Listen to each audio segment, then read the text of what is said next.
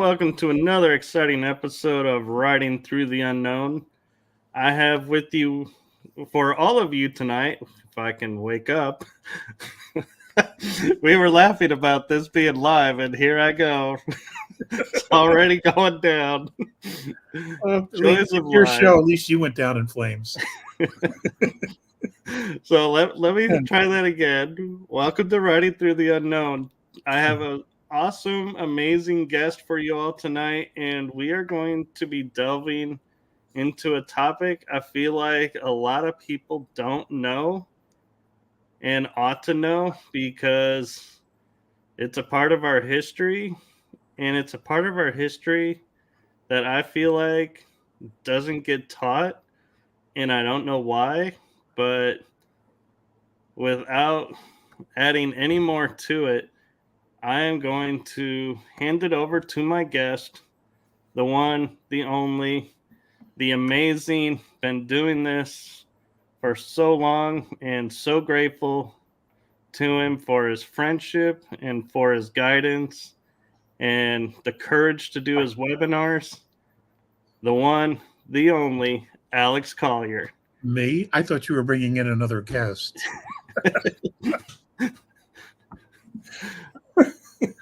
I don't think the web could hold another guest with you on. Oh, that's not. Thank you. Hey, your intro was awesome. I wish we had something like that. Well, my cousin did that for me. That was very cool. I liked it a lot. Ladies and gentlemen, I've known Michael for several years now. We drove to GSIC 1, and then he rode with me from Richardson, Texas to Orlando and then back. And it was we had some good times, good laughs, and he's an excellent driver, by the way. And his mom and dad or his late father were my best friends. Are my best friends. His mom is still alive, and she's one of my best friends. And so we're family, just so you know. And I'm not sure what we're even going to talk about, but we all know that change is here. We all know, we all can feel it. We can all sense this shift that's occurring, and it's extraordinary, really. And what makes it extraordinary is that we are going to be much deeper, more expanded physical and spiritual beings on this planet. And we will be as we continue to ride it into fourth and then into fifth. And it's really extraordinary to see people begin this process and go through this process, because every single person has a different journey. And the more you get to know them, you can see them, begin this process, and they begin the questioning, and they begin the voluntary introspection. They begin to question everything that they've known or what they believe and what they feel and what they think. And what's extraordinary about that is that it's soulful questioning. It is soulful searching, which means that they're getting back in touch with their higher self, their soul presence that is here now in the present. We're not running on automatic. We're not running on our subconscious minds and just, running around like little robots, little drones, on the surface. So it's really extraordinary to see it. And, I pay attention to that stuff, wherever I am, at the grocery store.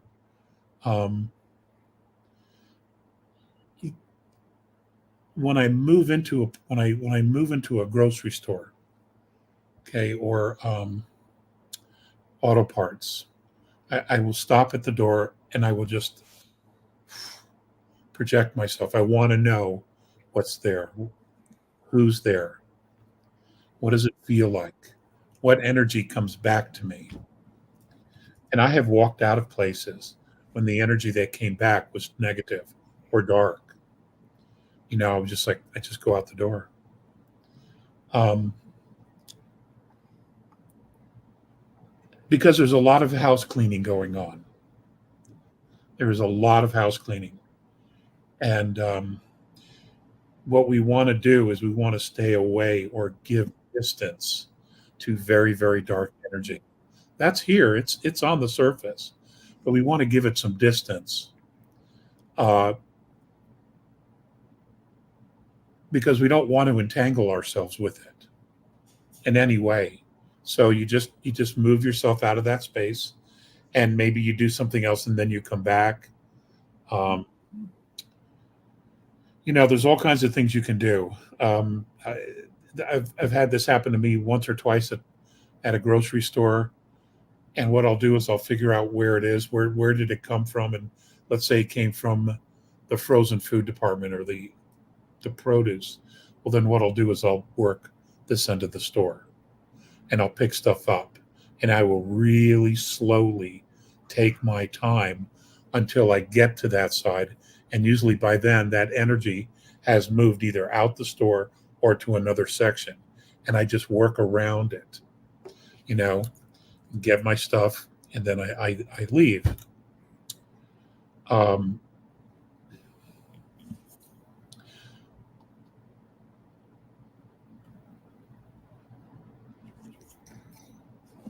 because they're all reacting to the energy. They're all reacting to our energy because we're in the same field. And for those of us who are awake, those of us who are open, we're absorbing the energy, we're absorbing the light. And subtle as it might be, we're all being empowered by spirit to expand ourselves, to understand, and to realize how much more there is of us. And they, on the other side, have got this entire matrix, this program that they're not deserving. They have chosen the dark side, or they've chosen a negative field. And if they can draw energy off of someone, typically in the form of anger, they will do so. Right, because they feed off of that. You don't want to engage in that at all. That's negative field. You don't want to engage with that, and there's a lot of that happening right now. I bring it up because of the issues we have in Colorado with the Venezuelan gangs that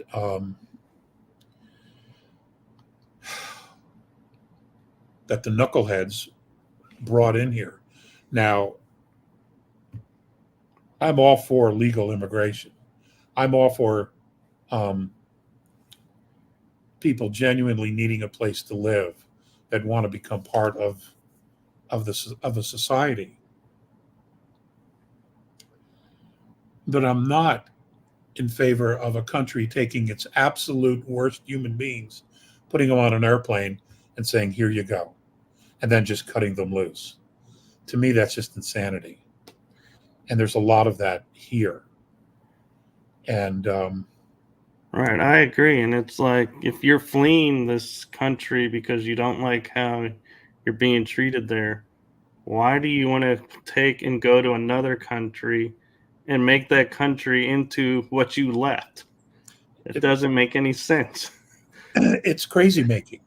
That's what it is. It's crazy making. It's exactly right. You want to, you were in prison there for doing what you were doing. Here you get a fresh start in a very different country, a very open country, a country that talks a lot about freedom. And many people actually hold that belief that we are free, that you can move without papers, you can go from job to job if you want, you can go back to school and get college degrees, get better work. You literally can become anything you want. And you choose to be a thug. I mean, it's just like,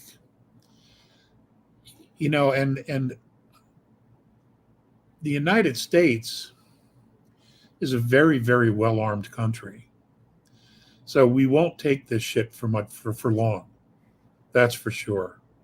Um, we would prefer the authorities take care of it and own it because they're the ones who brought this here in the first place. But it's it's sad as if we don't have enough trouble. I mean, we're already dealing with corruption in government on a massive scale. Right, and a lot of the states have forgotten the Constitution set up to where we have states' rights and federal rights. And Texas, I am so proud of the governor. I don't like everything he does, but he stood up, and when they said we're not finishing the wall, he said, "The hell with you.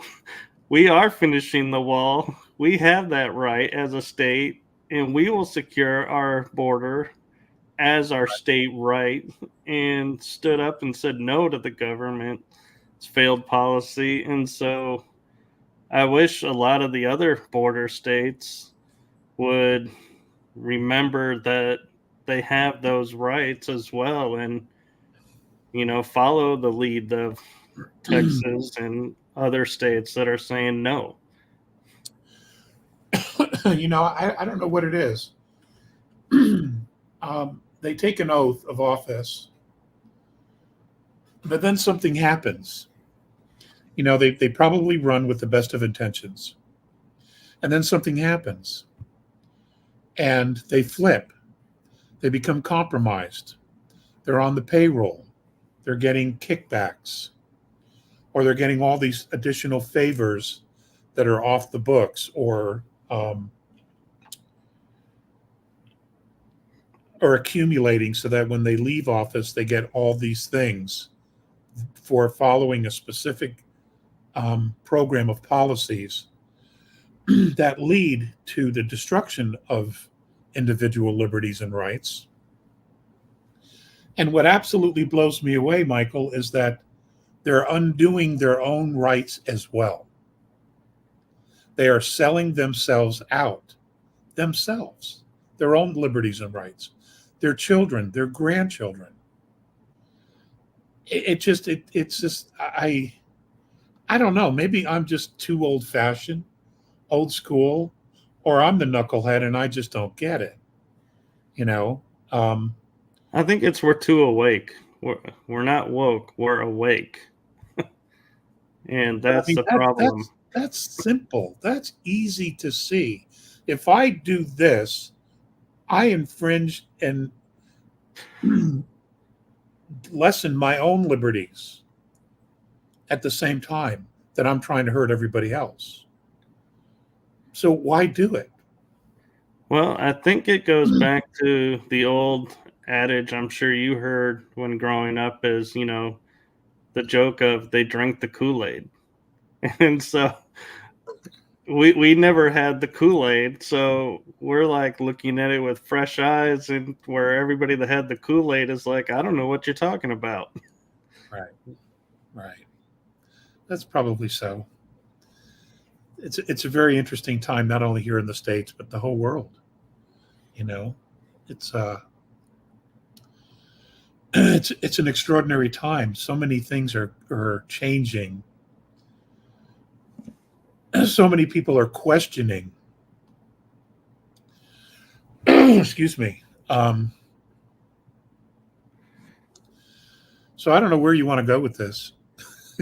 Well, So in full throw me a line here. transparency, we were talking on the phone, and I had mentioned to you how you always light up and love to talk about George Washington and all the stuff about him that nobody knows. And then you were like, oh, and there's a correlation to Abraham Lincoln. And I was like, really? So if you want to start with Washington and share some of the history that you learned of him, because I don't think a lot of people even realize he was British trained, and he wasn't a very good soldier, but when times were tough as a soldier, he was able to pull through. And I think that's where his leadership skill kicked in. Well, he made mistakes. He was young. And his older brother was very accomplished, but he died. And what happened was George was left the farms and the plantations when he was very young. And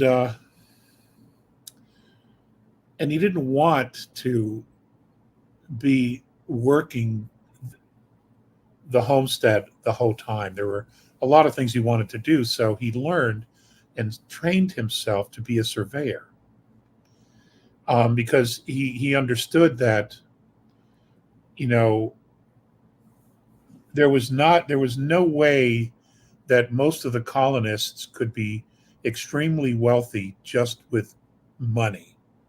You had to have land. And he was very interested in purchasing land. And over the years, he had accomplished doing that, going west through the Appalachians into the Ohio Valley. He knew that area very, very well. And then he was given a commission with the British. Well, he wasn't with the British regulars ever. No, but I think he was with the militia. With a militia that was led by British officers. The Virginia militia, if I remember correctly. Exactly. And then he cut his teeth. He made some mistakes. He actually started, because of a decision he made, he started the French and Indian War. That was totally on him. But, you know, he made up for it later on. He found himself as an officer with another British general, and they walked into an ambush. I believe that they were Hurons.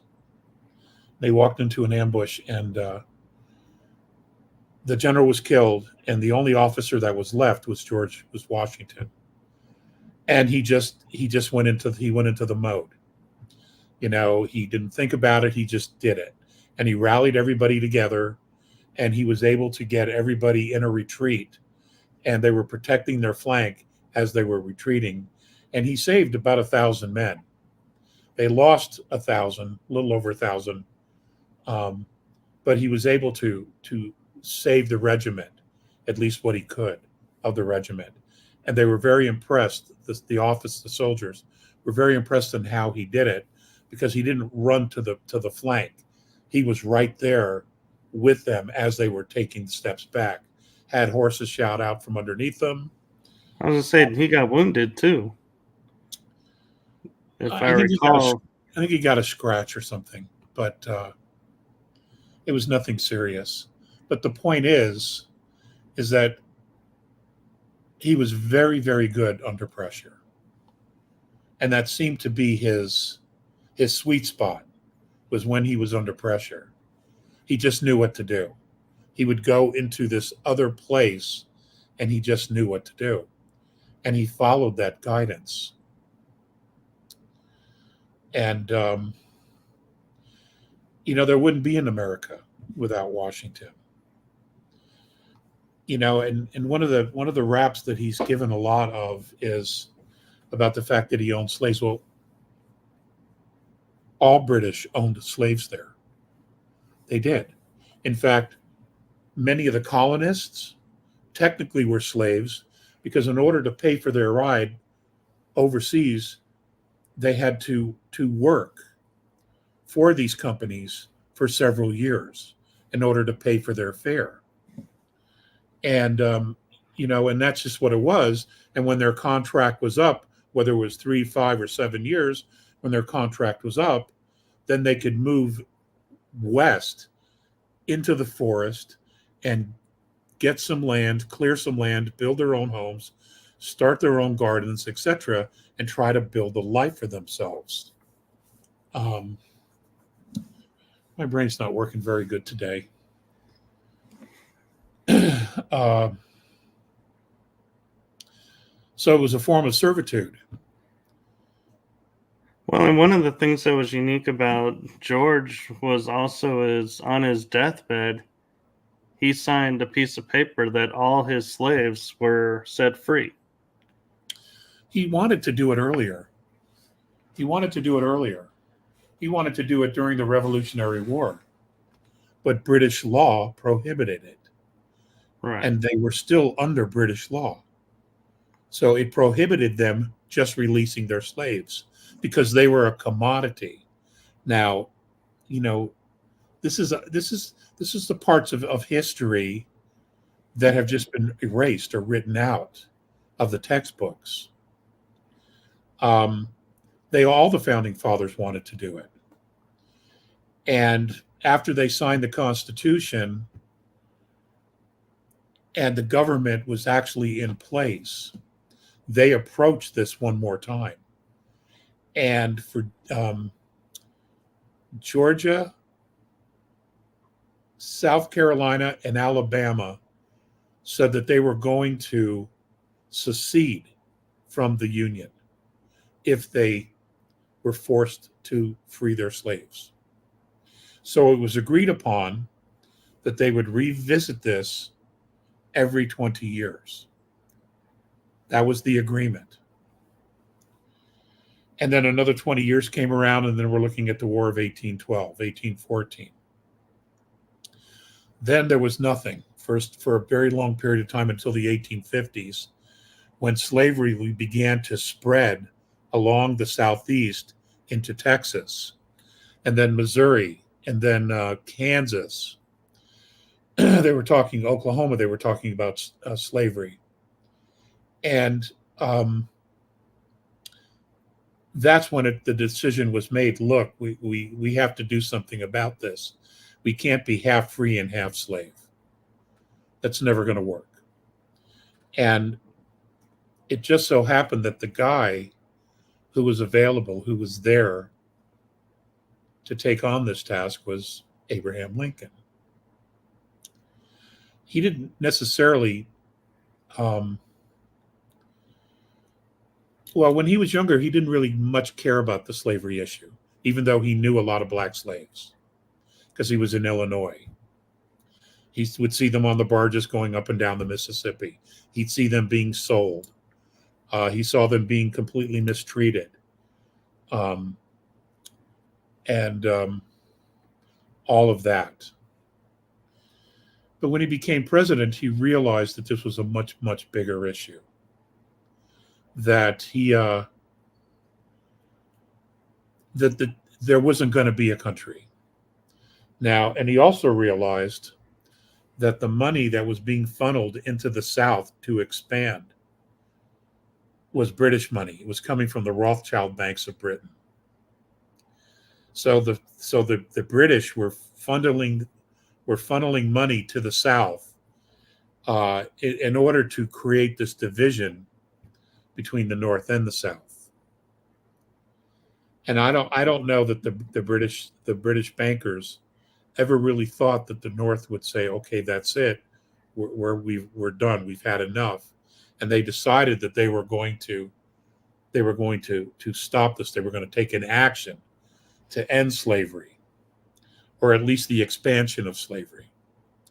Well, it turned out that because of all the money involved in owning slaves, that they had to just end slavery. There wasn't going to be a compromise, ever. So,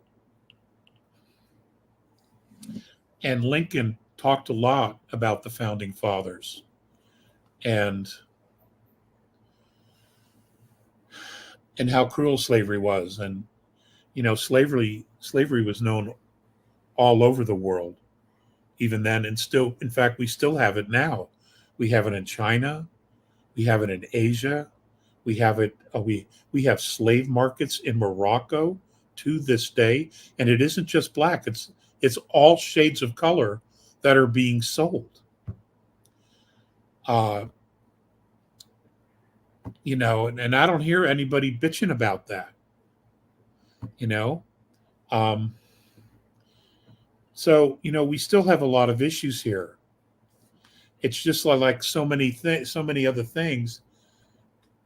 There's this narrative that's covering all of these dark secrets, and they have us all conditioned to just look at the narrative, follow the narrative. Whether it's TV or movies or music, whatever it is, they've figured out a way to really keep us distracted because we don't see these little things that have been going on: child trafficking, human trafficking, organ harvesting, uh, slavery, uh, narcotics, drugs, all these things. We know about them, we hear about them, but we have no idea how they're actually being used around the world to undermine humanity. Because we're too busy surviving, we're too busy doing other things to actually realize that uh, these things erode the foundation of our humanity. The bigger they get, the worse they get, the more it erodes the foundation we have called humanity. Right. And at some point, it catches up, you know, and you begin to see what we're seeing now: chaos, strife, starvation, hunger, um, dictatorships, uh, organizations that are making a ridiculous amount of money actually hurting and harming uh, humanity. You have the food industry putting all these chemicals and things in the food that make us sick. Then you have the medical industry treating us for the things that we find in our food. Then we have the medical industry giving us treatments, okay, with mercury, horse urine, buffalo urine, all this incredibly horrible stuff. One of the treatments had a chimpanzee adrenovirus in it. Why are you giving that to humans? Okay, so and all these things change us. Meanwhile, everybody's just like, oh, it's okay. That's our doctor, and they know best, and they don't. They have a completely different agenda than what everybody thinks. It's remarkable, and to see everybody starting to wake up um, to this is really, it's promising. It's really promising. When I first started to talk, and there were just a few of us back in the early '90s, there were others ahead of us, but we didn't have social media. And would we have 4 or 5, maybe 6 black and white TV channels? You'd never get on TV. There was local radio, ham radios, CB radios, uh, pagers. It was very hard, VCRs, that kind of thing. It was very, very difficult to get information out. So the only way to be effective would be to actually get in front of people uh, and talk, if you could get people to even be interested in this. Well, and the interesting thing too is when we had like the Senate, I believe it was, they said the disclosure of the USA's UFO documents, and everyone's like, "Oh, we're getting our disclosure," and everybody was happy. And everybody forgets our government only does something for us when they want to hide something else. And so everybody was looking over here while the magician's over here doing something much worse, and everybody was happy because they were getting this, which, in my opinion, ended up actually saying very little to nothing new if you've been following all of this. And it was like they say, it's like you're watching the movie and you're like, this is a repeat movie. Why am I watching this again? And going, oh wait, what is this happening over here? And everyone's like, oh no, that's this is what we need to focus on. Yeah, I know. There's so much. There's so much illness that is now coming to light, and it's actually, it's sad to see it. It's sad that it's as bad as it is, but at least we're finally seeing it. At least we can now begin the process of having more information, talking about it. We have media that we all have access to where we can share information, videos, lectures, talks, etc., film clips. And it's a good thing. It's a good thing. It's finally beginning to snowball back on the pirates. The controllers. It's all coming back on them, Right. It's like they gave us this technology just to make us happy. Didn't think we'd actually learn to use it. And now we're using their technology against them. Like, we have now clips of when they say, oh, I never said that. Well, here's your interview right here. That's you, isn't it? Saying this. And it's like, oh crap, you saved that? It's like, yeah, you made it so it doesn't disappear. So it's always out there. So yeah, we're paying attention now.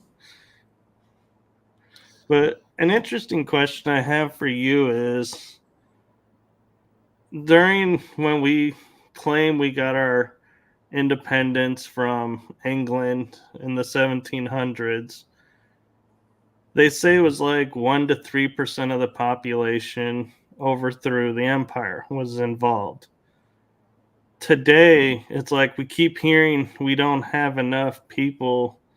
We got to wake more people up. What percentage do you think we need today? Because if we only needed 1 to 3 back then, and yes, the population was less and it was less territory, but I feel like even if we compared the scales, we should be at a tipping point already. We already are. Yeah, we already are. The population of the colonies at the time of the revolution was anywhere between 2.5 million and I say just over 4 million. That's what it was. And they didn't count the indigenous people, obviously, but that's what it was. And yeah, it was roughly a very small percentage, but that small percentage were true believers, and they devoted themselves to the cause of an independent nation, a constitutional republic. And it's interesting, the first Declaration of Independence, or the idea of the Declaration of Independence, the ideas in the Declaration of Independence, were not written by Jefferson. There was a group of Irishmen in, I believe it was Tennessee, that wrote the very first document declaring their freedom from Britain. Oh my God, it just slips my mind right here at the moment. But it started the fire. Okay, that lit the bush. Jefferson lit the forest on fire, and then Thomas Paine made it clearly obvious to everybody with his writings. How can an island control a continent? Right. That was the big one. And he was very deliberate in pointing out the sins of the monarchies. And because so many people were indentured servitude, they were just trying to live, fight the winters and disease, excuse me, in order to get through their years of indentured servitude so that they could be free and go into the wilderness and start their own. So, they forgot about it, didn't pay attention to it. And, what a lot of people don't realize or just fail to remember is that our government, the original Constitution, was designed for the people to rule. The government was subservient to the will of the people. It's the only one that's ever been like that. That has never happened in human history before.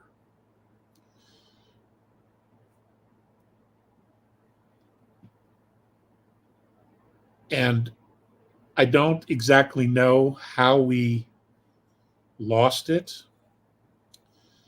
but I think the Civil War was designed in order to break that idea that Americans had. Because when the Civil War came, it was decided that there were going to be slaves, and where north of Virginia, they were free states. And what they did was they pitted each of the states against each other. And the financing was coming, and the finance for the South came from Britain. The financing from the North came from France. And what's interesting is the big banks in France were the Rothschild banks, both France and England. And they were brothers. So they were pitching and playing both sides against the middle, knowing that if they could collapse the government, push it into bankruptcy, that they had an opportunity to step in and do something. So, yes, it happened. Yes, 600,000 Americans in basically hand-to-hand combat killed each other. Yes, it took decades and decades and decades to get over that, to get past it, to begin the process of rebuilding. Many positive things did come out of it, though. But America was never the same. It was never the same after the Civil War. And there was no going back to the way it was. Now, when Lincoln was killed, the United States was bankrupt. Now, what a lot of people don't realize is that Lincoln was printing interest-free money. He was printing greenbacks. And that was paying the debts for all of the United States at that time. So, and of course, that was a real threat to the banks of England and France, because they were loaning us money with interest. We were having to pay them back. So when Lincoln died, the United States was bankrupt from the war. And in 1871, a new contract was created. Money came to Washington, D.C. It came from both the Bank of England, the Bank of France, and the Vatican in Rome. And they instituted a corporation, a corporate United States. And this is where we find ourselves today. And I realize this is not new knowledge.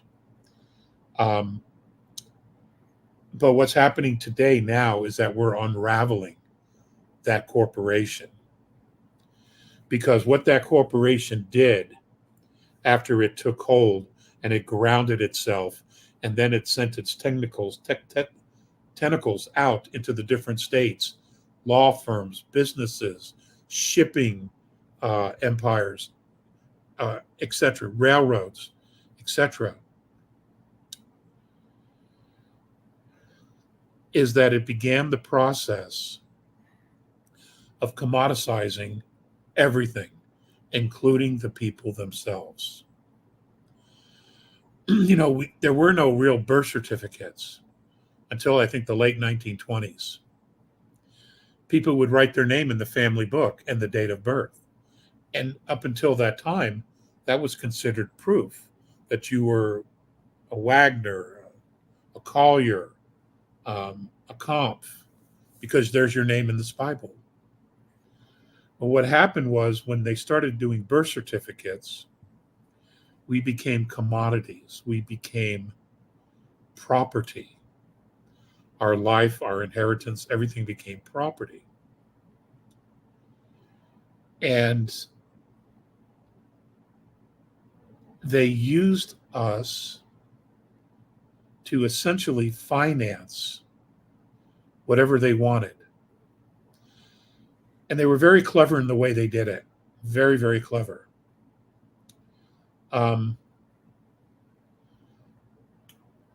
Now, what's interesting about that,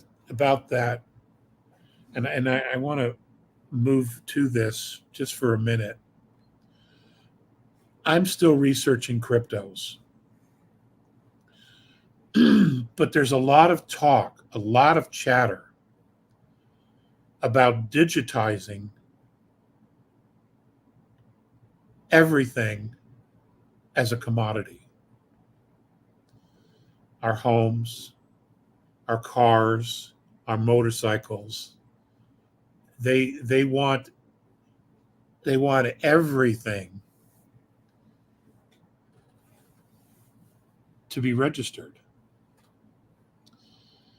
And I'm watching this because I'm not exactly sure if people see this. It's like it's not the same old system because we found out about that, we've discovered that. But now this is a new system that has many possibilities to create a lot of wealth for everyone, end starvation. But at the same time, who ultimately owes those digital commodities? Do we? Does a bank? Does the government? Does the treasury? Does the crown? Who actually owns? See, that's the piece I have not found out yet. Is it Ripple? Is it XRP? Who actually owns those digitized commodities? Right. And when Bitcoin came out, everybody was so quick to get into that. And I stood back and was like, no, something doesn't feel right. And when I was talking to someone about it, they said, yeah. So Bitcoin, you're given this long, excessively long code, and you're supposed to lock that in a safe. And if you ever lose that code, you lose your money. And I was like, what? And he goes, yeah, this code, you get it one time, and that's the only way you can access that money. And so then I was like, I started thinking, well, if I lost that, who has that money? Because I can't get it. Because there's no way, I think it was like a 40 character at least code. And I'm like, there's no way you could even sit there and go, oh, and accidentally stumble on it and go, that's what it was. And so, yeah, I've always been like, no way, I'm not getting into crypto because I had that worry in the back of my head of that guy that was nice enough to say, if you lose this code, you lose your money. You have Well, no proof it's yours. yeah, I'm not against crypto per se. I just don't understand how it all works, Right. how it attaches to the blockchain. There are some real solid reasons for doing it. There are. But we don't know enough about the back end of this entire process. And the people who do know are currently under NDAs. Right. It's like if you remember the movie Patriot with Mel Gibson, Yeah. where he stands up before they really started the war and he goes, tell me, why should I trade one tyrant For another. 3,000 miles away for 1,000 tyrants 1 mile away? And it's like, and I start to think about that when we go into the currency. It's like we're sitting here going, we have a system where there's an elite group that controls all this, We barely know who's really doing what. And we're going to this system where we don't know. So why should I trade the enemy that I know a little bit about for an enemy I know nothing about and say, yes, I trust you to do this? I don't know. I don't know, Michael. I have to admit that, even though I have all these questions, I'm extremely optimistic about the change and about the future, because an educated and awake populace cannot be enslaved. We will what'll happen is we will at some point see through, if the system isn't bona fide, if it isn't legit, at some point we will see through it. And because I don't know that we're ever going to go to sleep again after all this is said and done. I Right. just don't see us going back to sleep. I don't see them putting us to sleep. Um, and the A's have said that this would be absolutely the last financial system we would need, that we would be using. So, that's something. That means that we move on to where the real value is us ourselves, and it's recognized by everyone. Right. And one of the things I find funny is everybody goes, we want the Star Trek utopia where there is no currency. And I actually was watching an episode the other day and I was like, wait a minute, there is a currency in Star Trek. The gold press latinum that everybody is wanting. I'm like, that's currency. So when we say, oh, we want the Star Trek future where there's no currency, I'm like, there actually is a currency there. It's not a system where every month we go, okay, here's your paycheck for doing your job on the ship. Thank you. Yeah, it is. It's a crazy system. It is. Um, I mean, the ultimate question, the ultimate currency is time, because whatever time we spend that we use, we can never get back. So, in my mind, that's always been the ultimate currency, is our time, because we have a lifespan, and then that's it. That lifespan, whatever we've accomplished, whatever we've left behind, whatever we've done with the time here, at some point it ends, and we can't go back to it. The other is, a very simple idea that was dumped on me, which has kept me up nights for decades, is, why do you have to pay to live on a planet you were born on?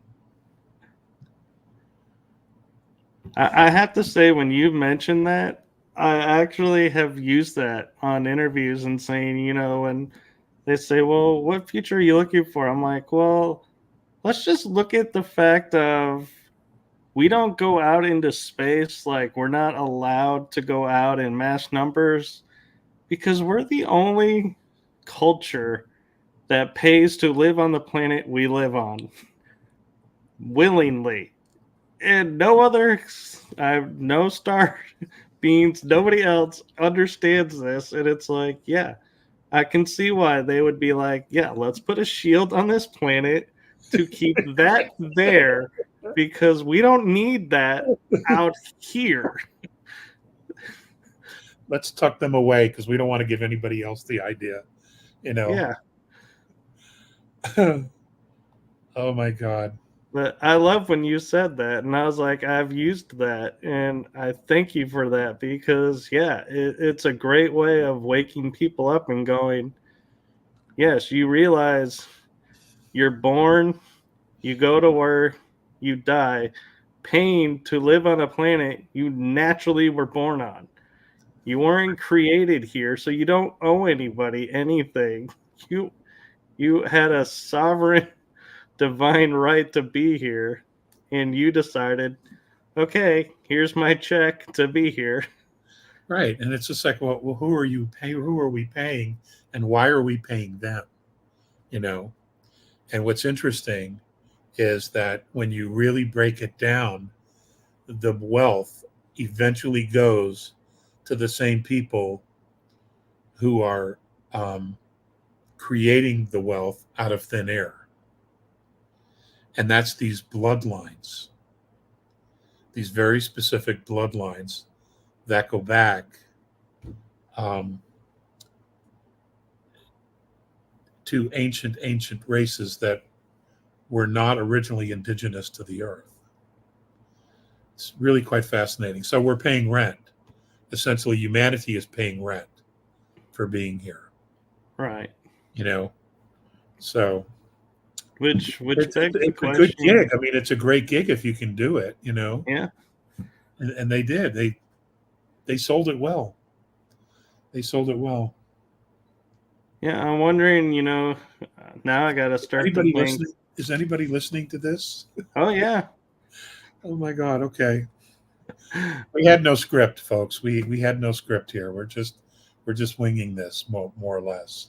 We have, but yeah, we even covered the topics that we said we were going to cover. So, you know, it goes where it goes. And I got to say, what's funny is, we think about now, we can laughingly say, if I'm paying to live on the surface of the earth, is it cheaper to live on inner earth or outer earth?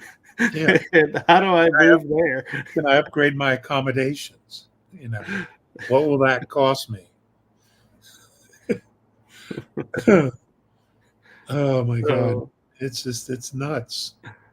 yeah, yes, Libby, this show airs. Actually, today is a Wednesday night, so it is 3 Wednesdays a month. So stay tuned for that. But Thank yeah, I you mean, for still staying on. and I have to say, it's amazing how everything we think we have accomplished, we feel like, oh, this is human evolution. We've evolved, we've awakened and done this or that. And the notion that somebody has helped us is like, no way in anyone's frame of reference. And I'm like, you look at the art, you look at structures around this planet that we can't build today that are present. And I'm like, how do you still sit there and say to yourself, yes, we have done everything by ourselves and have gotten no help from anyone, and be able to say that with a straight face? Well, you know, disclosure, which has already begun, disclosure is going to completely change not only who we think we are, but also how we think about ourselves. And it's specifically designed to do that. Yeah. And that's why it's all beginning to come out now, because we need this shift in consciousness. We need to see ourselves in a different way. We haven't had an open or very visible point of reference regarding ourselves, who we are, or how others see us. We haven't had that. Right. Um, and this will begin to get us to begin, this will get us to ask all the right questions about our past, about who we are, our genetics. Why do we have so many different races? Why are there so many different body types? If we came from the same couple as we've been spoon fed, all right?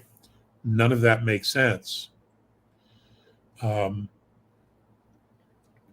and what we'll find out is that we're the eighth civilization to inhabit this planet. We're the eighth. There were previous civilizations before us, And a lot of the ruins are those previous civilizations. In some cases, they were more advanced than we were today. And as advanced as we are today, we can't move these stones, 60-ton, 80-ton, 100-ton stones that are Right. the foundational pieces of pyramids. We can't lift them up to stack them either. We cannot replicate some of this ancient technology that we find. Um, and more and more, there's an entire huge area of Antarctica that's all pyramids. Now, there's no way the Hebrews went down there and built those for the Pharaoh. We have the Black Pyramid in Alaska. Have any of you looked that one up? The Black Pyramid of Alaska? There's no way the Hebrews built that for the Egyptians. Okay? And there's pyramids all over the Pyramid of the Sun in Bosnia. Nobody wants to talk about that. That's bigger than Giza, you know? Right. And it's actually still working. It's pumping out frequency, which is absolutely measurable. And the dates on that is 12, 13,000. Could be higher, could be lower. It's definitely older. So, in trying to get any information about the pyramid in Alaska or even Antarctica right now is like next to impossible. Well, and even talking about Egypt, I have a history degree, studied history, went to Egypt, and I totally was going, okay, we're going to see the three great pyramids of Giza Plateau because that's what all the books show. And I get there, and there's 9 pyramids there, and there's smaller pyramids there. And I'm like, wait, where did those come from? And they're like, oh, they've always been there. It's just the history books take the pictures at this angle. So you see the 3 with the open desert and think that's all there is. And it's like, Yeah. wait a minute. That's the narrative. That's the narrative. Okay. Yeah. You cannot deviate. You have to stay within the program. Okay. Don't drop a hand. No.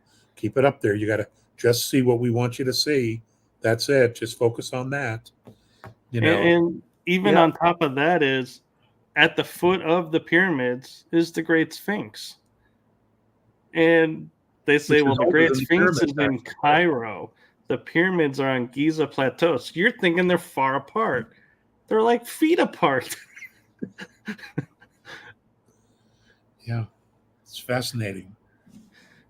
There's so many wonders. The discoveries in the Grand Canyon, the discoveries, the eye, the Iowa, no, what is it called? The Davenport calendar, or the Davenport stone, which records an event that happened in 26 BC in the area we now know as Davenport, Iowa. And it was Libyans, Egyptians, and I want to say maybe Phoenicians as Phoenicians well. knew about the Mississippi, so I would say Well, they'd yeah, be well, there. they all knew. Alexander the Great was given maps from the Library of Alexandria, okay, that had the entire world mapped out, including all the coastlines. And those maps were then given to Admiral Perry Reese to create the Perry Reese map. And Admiral Reese makes notations on the back of the original map that he got these maps that were from Alexander the Great, one of his generals, to use to create this map, and that he was given a backstory to him by the Library of Alexandria. So we have no idea how actually old. So everybody knew, everybody knew. You have copper tools, copper utensils that have been dug up all over the Middle East and Europe. And metals have a DNA. Many of those metals, of these copper instruments that they have found, bowls and spoons and and et cetera, et cetera. They trace the DNA back to across the ocean to a copper mine that is now presently still in the state of Indiana. And these things are thousands of years old. So everything we've been told about our past is just garbage. It's just garbage. The Nazca Plains, the Nazca Lines, who would have built those if it weren't for people flying in the sky? Exactly. Right? So Machu Picchu, we couldn't build anything like that today. No. You know, and it was never always high in the mountain. It was lifted, but we couldn't build that today. And anyway, we can't move the stones. So there's all, and that there's a new one that's been found in Montana called the Sage Wall, SAGE Wall. So for those of you that have interest in history or archaeology, you might want to take a look at that. They cannot explain that puppy at all, you know, because it's completely out of place. And then there's other walls in Eastern Europe and Russia. There are similar walls, and nobody can explain why they're there or who built them. They obviously came from previous civilizations because there's no record of them at all whatsoever. But yet there it is. What's interesting is the one in Montana, it's magnetic. The stones are magnetic. You can put metal on it and it will connect to the rock, to the granite. They have no explanation for it. You know, it's interesting you bring that up because near us is a city called Rockwall. I've heard of it. And it is an ancient wall that's around, and some of the buildings downtown or in the shopping district were built from stones of the wall. And they had people come out and investigate, and they're like, well, everything faces north, so that means it's natural. I was like, wait, wait a second. When has nature ever done anything in a straight line perfectly to something? Never. I know. They just don't want to talk about it because it destroys the narrative. You know? Yeah, well, that, and then they have to ask the question, why is there this fortress area here? What was either in it or outside of it that they didn't want in, or what did they have in that they didn't want out? Right. What was the intention for building it? Right. Well, yeah. You see, well, not enough of us are still drinking the Kool-Aid. No, we upgraded. Starting to ask the questions, you know. Oh man, this is going to be so much fun. It is. Yeah. It is. It's actually going to be fun, but at the same time, a lot of people are going to go through shock, maybe some forms of post-traumatic stress, because they're going to realize that, you know, everything that they've been taught, who they really think they are, they're going to find out that that's not who they are. Especially many people who, the scholars, the professors, the intellects, you know, they've gotten all these degrees and they've got all this education, and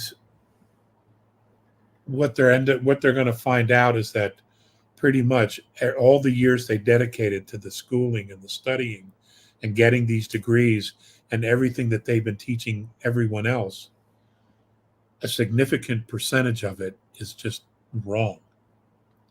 It's just wrong. Right. And Edward brought up a thing about having history hidden to control us, along with having our DNA turned off. And it reminded me that they're now saying, like, we have, I think, is it 12 strands of DNA, but we're only a double helix system. There's junk DNA, they call it. And people are okay with that. I'm like, wait a minute. You're telling me God's built us these highly advanced machines and just randomly decided, oh, well, we only need 2 strands, but we'll put 12 in just in case. And everyone's like, I agree. That explains it. It's junk DNA. I'm like, no, there is Okay, no well, junk in us. that's what happened was as they were manufacturing our physical form, creating our physical form, whatever hit the floor, they swept up, you know, and then they didn't know what to do with it. There was no trash can, so they're like, well, let's just put it in here, and they just Yeah, dumped it into the mix. You know, I know it sounds crazy, doesn't it? it So does. And it's even more crazy to me that people bought it and were like, okay, and never questioned any more of why we have 10 more strands of DNA in our system. I don't know. Just sounds to me like we were over engineered. I know. And that's the other thing about the medical field is you're like, well, one kidney's failed. You only need one. I'm like, why were we born with two if we only need one? It's like, I don't think we have redundancy systems built into us. So stop taking things out and saying we don't need them because I have a feeling we do. It's about money. It's about harvesting. You know, I don't even want to go down there. That road is so dark. Oh, yeah. The medical, what's happening. I mean, there's a lot of really great doctors, wonderful nurses, trauma surgeons, emergency room doctors are the best there is. It's but when you get past that, it gets very sketchy. Sadly, it can get very, very sketchy. Right.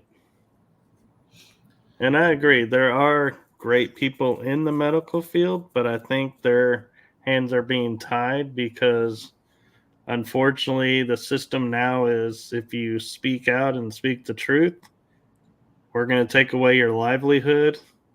We're going to take and make it so you can't work anywhere in the field.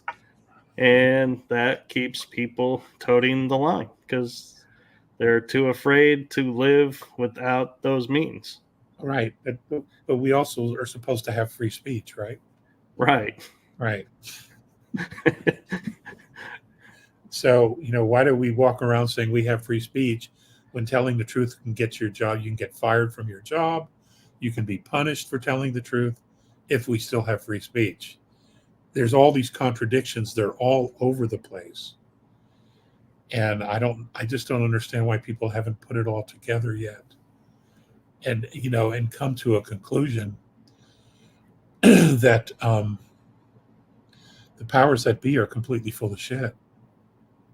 The worst part too is our regimes that lead us will always say, well, anything you don't like that we're doing is our predecessor's fault. They did that. So it's like nobody takes responsibility in our government for anything. They always blame the other person and they're like, wait a minute, this doesn't add up. But they're like, the second you say that, it's nope, you've lost your show or you've lost your business. You're done. You're pushed away. You're labeled a nut. And they're like, okay, next person. But it's interesting to note, though, Michael, that the government is made up of us, the people. It's made up of us, the people. We've become complacent. We've allowed this to happen. Yeah.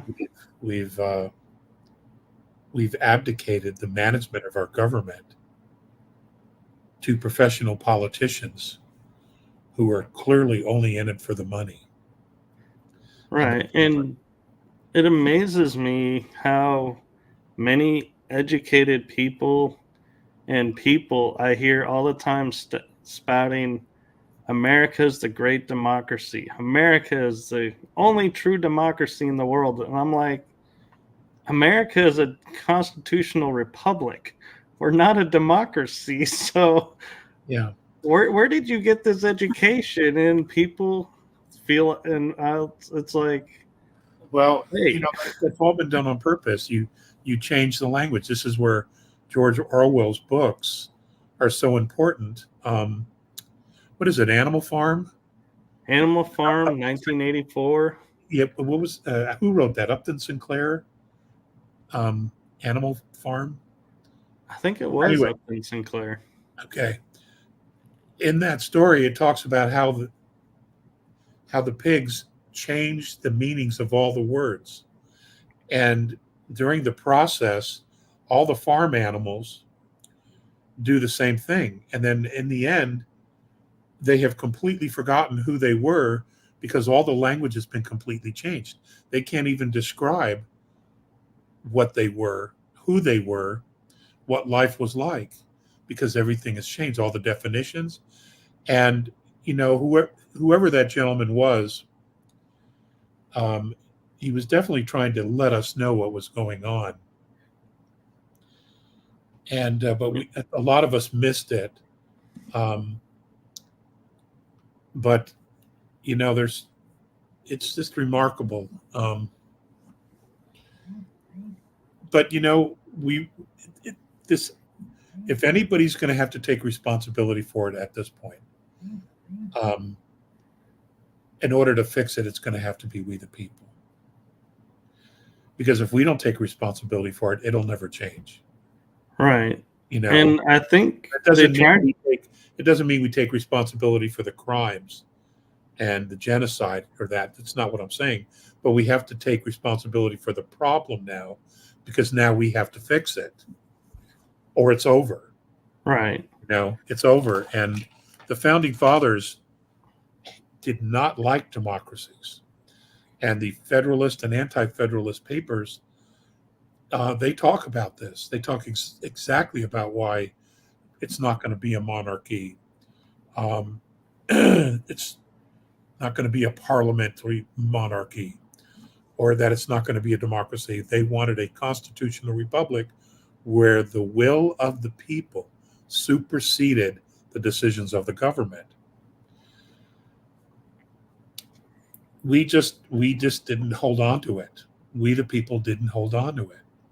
Right. And I feel like they were warning us too, because when I was watching National Treasure, and there he's reading the Declaration, and he talks about how it is not the right, but it's the duty of every citizen when the government starts to take over and rule for itself, to stand up and overthrow said government, because that is not our system. And they even commented that this nobody talks like this, nobody even really pays attention to what that means. Well, the actual language was throw off that government. Right. Didn't say, it was throw off, which basically meant the same thing. Um, and of course, Benjamin Franklin's famous quote, Mr. Franklin, after everybody agreed on the Constitution, Mr. Franklin, what kind of government do we have? And he said, a constitutional republic, madam, if you can keep it. And we didn't. I don't think we knew enough about it. I also think that because we were spread out so far, that it would take so long for information to be shared and to spread. I think we were undermined almost from the get-go. There's a lot of things about Andrew Jackson that he's given credit for kicking out the bankers, the foreign bankers out of the United States, which is true. However, what he also did was he shut down all the state banks. Each state had their own bank, so that farmers and uh, agriculture and inventors and millsmen could go to that state bank and borrow money at very low interest to expand their business and to create jobs. Well, he closed all of those banks. And what happened was the only place the farmers, the millmen, the small business owner could go was to the Wall Street banks in New York. And guess who owned those banks? I'll give you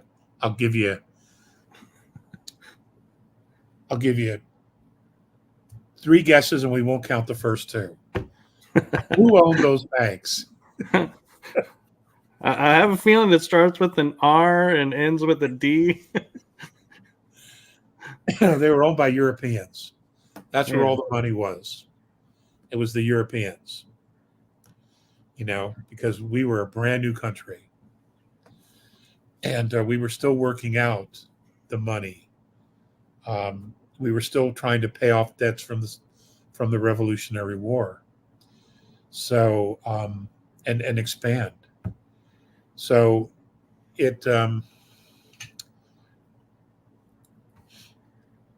I sincerely hope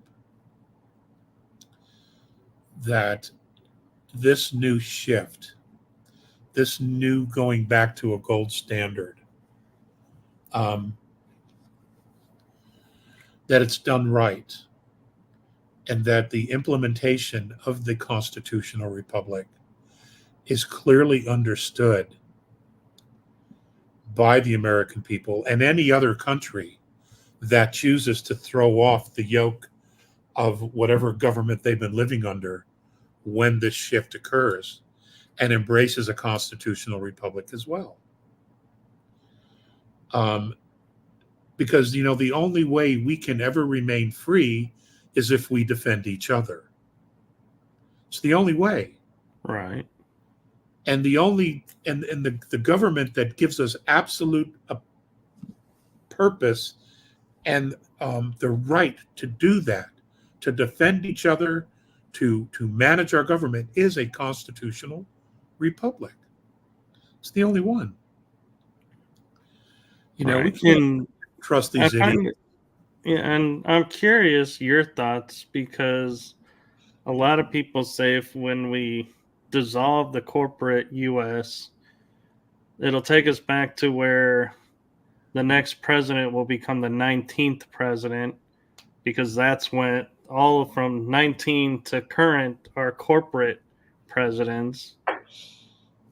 I've heard that. But by our laws, though, anyone who passed laws as a president, if he is removed from office, his laws become null and voided. So I look at all the laws that have passed, like women's right to vote. Is that going to become null and voided? And we're going to have to start over and be like, okay, or are we going to be like, all right, these laws worked, these laws didn't, and start picking and choosing the laws we needed? No, it's not how it works. It's not how it works. We have been living under Admiralty law. Okay, the law of the sea.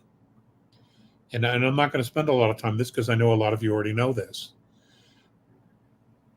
If that's what in fact happens when the corporate United States is dissolved, I do not know that we're going to go back to the 19th president. I don't know if that's actually what we're going to do. But what will happen, based on law, is that if you impeach a president or dissolve a government, you're supposed to go back to the previous government and erase the laws that were put in place. Now, a constitutional republic was common law. Common law. There's lots of books. It was taught for decades. Okay? And it was practiced all across the United States at one time. Admiralty law is a completely different animal. So what's going to happen is we're probably going to go back to common law, but we're going to have to reenact laws. We're going to have to reestablish a Congress, a Senate, some form of government.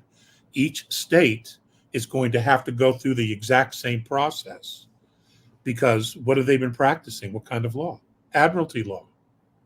They've been doing it the same way. They just mimicked whatever the Fed was doing. And when when the states stopped printing their own currencies and they accepted the Federal Reserve note, well, the government had them all by the nose. They had to do whatever they were told to do. And they just implemented those same systems. All those systems have to go or be radically changed to actually service the people, the residents of the United States. It's a huge undertaking. There is a lot to do. But the first thing that has to be done is to stabilize a nation's economy. All the states and these nations around the world, they have to stabilize their economies so that people can eat and survive. And then what you do is you gradually begin the process. This could take 25, 30, 50 years. We don't know because we've never been here before. Okay, we've never had to do this the way we're doing it now. Yeah, But again, it comes down to this question, Michael. What is it that you want? Do you truly want freedom?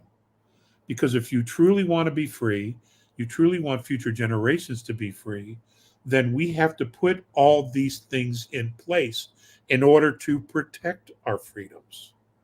It just has to be done.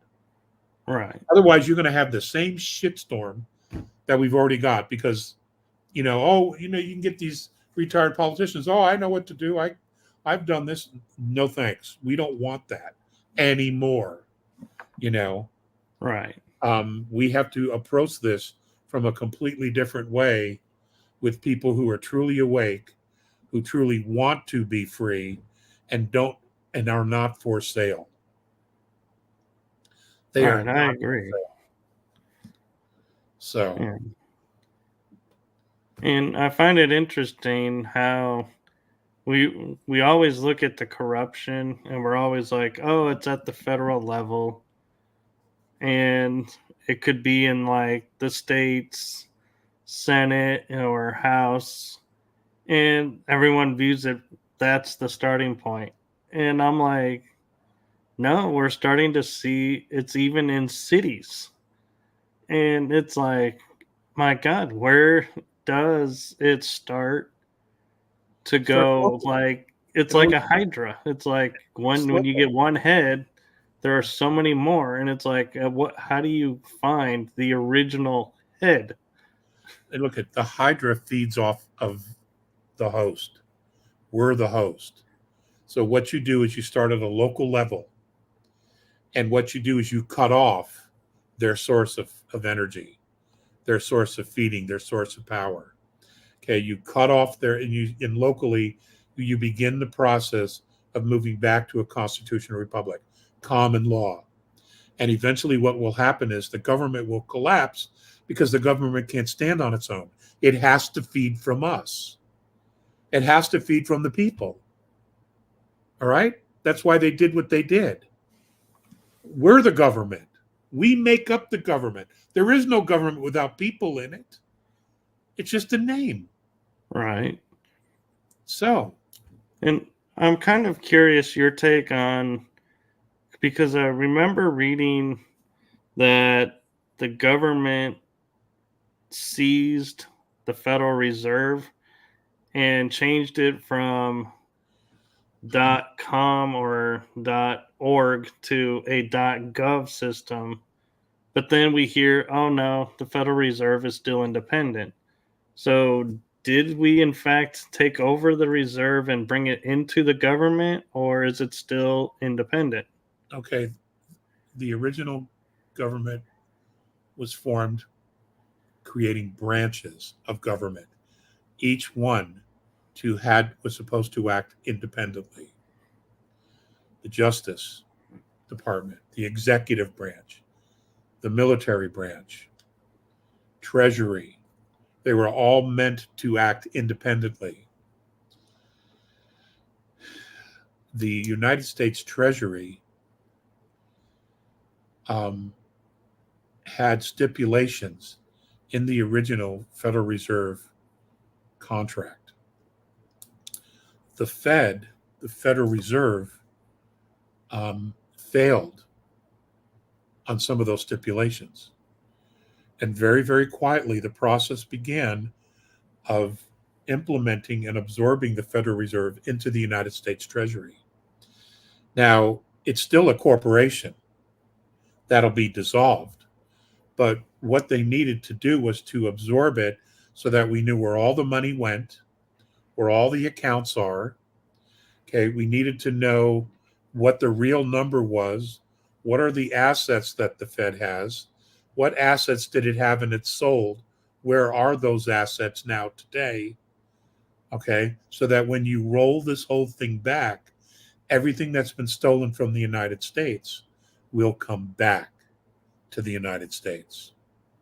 And the Fed was the mother of all of that. Okay, the Fed was the mother of that because everything was collateral, including us, to the Fed. Okay. Okay. I'd love to talk more about this, but we are actually approaching an hour and a half. Yeah, I'm ready to go to bed. Yeah, and I'm sure Merlin's wanting attention. Well, yeah, he's breaking wind. So, real quick, what is coming up for Alex Collier? And do you want to promote your webinars? I have a webinar this Friday. We do one every Friday. We do have a special one coming up, though. That's going to be October 15th. And you guys are hearing it first. I'm going to be interviewing David Icke on October 15th, which is a Tuesday, because that's the only time slot he has available. And David and I got started roughly around the same time. And back in the day, we lectured at some of the old conferences, the Whole Life Expos, and some of the other expos that were out. They don't exist anymore, but we both cut our teeth there, and we've sat on some panels together back in the day in the 90s. So this will be fun, not so much to reminisce, but to share notes and have a really good chin waggle about everything that's going on today. So, and he's a fascinating man. He has done so much to contribute to the awakening of not only Europe but United States as well. Hell, he was so good he got banned from Canada. My hats off to you, David. I know that's hard to do. So anyway, so that's October 15th. Hopefully y'all can make it. We'd love to see you there. Anyway, so that's what we have, and we have George Lewis coming up as well, and working on some other folks too. So it's a process, and we're all in this together, ladies and gentlemen. We are, and we all have to look out for each other. Whether we know each other or not, we still have to look out for each other.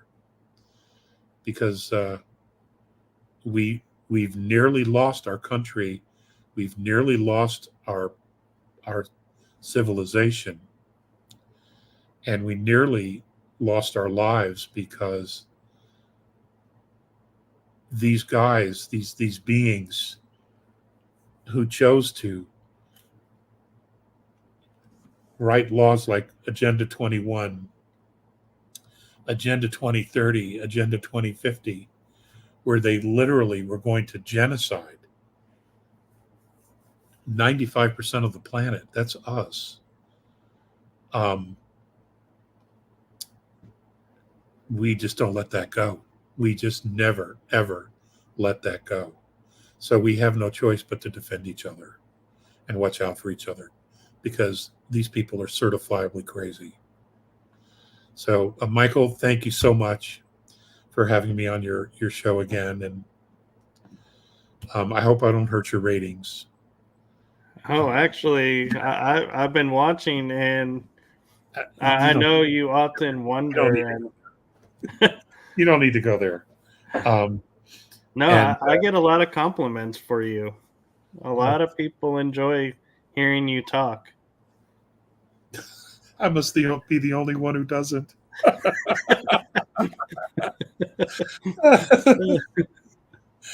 It happens, Oh yeah. right? Anyway, my love to your mom, and I know I'll probably be talking to you over the weekend or something, or your mom at least. Okay. Okay, yes, and have a wonderful night, and say hello to Merlin for us, and I will. Also, you guys were going to go to GSIC, but now you're going to stream it online, right? right. Right. So, ladies and gentlemen, the GSIC, because I know Tina's been on here. The GSIC, if you can't make it to Denver, which is absolutely gorgeous this time of year, but if you can't, apparently it's being streamed at a very, very great price point. So, it's an amazing program. It really, really is. It is one of the best things I've ever done. But sadly, it was one and done for me. But the people there are just amazing, and the speakers are family. It's pretty awesome. And Disco Tina will be there, and so will Soldier's Voice. They're two incredible women who are fighting for everybody as well. So, okay, that's my speechifying for today. All right, and Disco Tina's even throwing out there it's $3.99 for 3 days of GSIC all speakers. That's a good deal. It is. It's a good deal. And thank you, Lupe, for your kind words. All right, Michael, it's been All real. right. I It got has. a job to do. So So thank you for coming on, and have yourself a wonderful night and a wonderful week. thank you, sir. Take care. Thank you. You too. Bye. Bye bye.